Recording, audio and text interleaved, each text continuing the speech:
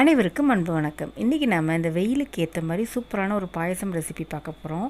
Chettinad special பழ பாயசம். இது ரொம்ப டேஸ்ட்டாக இருக்கும், உடம்புக்கும் ரொம்ப நல்லது. வெயில் காலத்தில் கொஞ்சம் சில்லுன்னு சாப்பிட்டோன்னாக்கா ரொம்ப நல்லாயிருக்கும். செய்கிறதும் ரொம்ப ஈஸி, ரொம்ப கம்மியான பொருள் வச்சு செஞ்சிடலாம். இப்போ எப்படி செய்கிறதுன்னு பார்க்கலாம். முதல்ல 1.5 டேபிள் ஸ்பூன் அளவுக்கு பச்சரிசி எடுத்து நல்லா கழுவிட்டு நல்ல தண்ணியில் ஒரு அரை மணி நேரம் போல் ஊற வச்சுக்கணும். இப்படியே ஊறட்டும். அடுத்து ஒரு 30 பாதாம், ஒரு 20லேருந்து 25 முந்திரி எடுத்து அதையும் ஒரு 10-15 நிமிஷம் ஊற வச்சுக்கலாம்.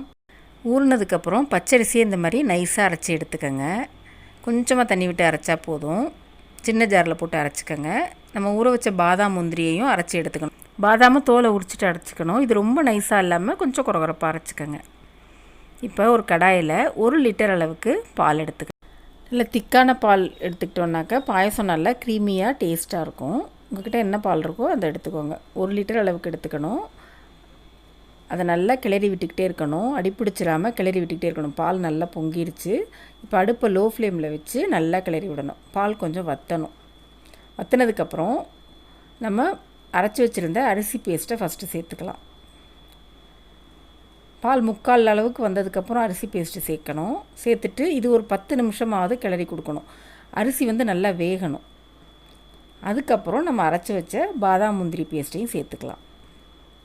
பால் இப்போயே பாதி அளவுக்கு வந்துருச்சு. இதை நல்லா கிளறி விட்டுக்கிட்டே இருக்கணும்.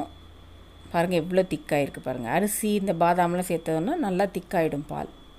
இப்போ அதில் 1/2 கப் அளவுக்கு சர்க்கரை சேர்த்துக்கணும். சர்க்கரை உங்களுக்கு எவ்வளோ தேவையோ சேர்த்துக்கோங்க. பாலுங்கிறதுனால ஏற்கனவே கொஞ்சம் ஸ்வீட்டாக தான் இருக்கும். 1/2 கப் அளவு சர்க்கரை போதும். பாருங்கள் எவ்வளோ திக்காக இருக்குது.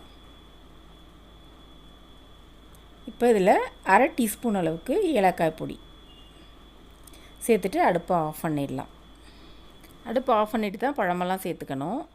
உங்கள்கிட்ட என்ன பழம் இருக்கோ சேர்த்துக்கோங்க. நான் இன்றைக்கி திராட்சை, ஆப்பிள், மாதுளை 3 சேர்த்துக்க போகிறேன். மாம்பழம் இருந்து அதையும் சேர்த்துக்கிட்டோன்னாக்கா ரொம்ப நல்லாயிருக்கும். திராட்சையை 1-2 கட் பண்ணிவிட்டு சேர்த்துக்கோங்க. மாதுளை அந்த முத்து மட்டும் சேர்த்துக்கலாம். ஆப்பிளையும் தோலை சீவிட்டு சின்ன சின்னதாக நறுக்கிட்டு சேர்த்துக்கோங்க. மாம்பழம் இருந்தாலும் இதே அளவுக்கு நறுக்கிட்டு சேர்த்துக்கோங்க. ரொம்ப டேஸ்ட்டாக இருக்கும். பாருங்கள் இந்த பால் பழம் எல்லாம் சேர்ந்து பார்க்குறதுக்கே சூப்பராக இருக்குது. டேஸ்ட்டும் ரொம்ப அருமையாக இருக்கும். உடம்புக்கும் ரொம்ப நல்லது. இது நீங்கள் கொஞ்சம் ஆற வச்சு தான் சாப்பிட்ணும். அப்போ தான் நல்லாயிருக்கும். கொஞ்சம் நேரம் ஃப்ரிட்ஜில் வச்சு சில்லுன்னு கூட சாப்பிட்லாம். சீக்கிரம் செய்யக்கூடிய ரெசிபி. சூப்பரான இந்த பழ பாயசத்தை நீங்களும் ட்ரை பண்ணி பார்த்துட்டு எப்படி இருந்துச்சுன்னு உங்கள் பதிலை கமெண்ட்ஸில் சொல்லுங்கள். கூடவே நம்ம சேனலையும் சப்ஸ்கிரைப் பண்ணிக்கோங்க. நன்றி.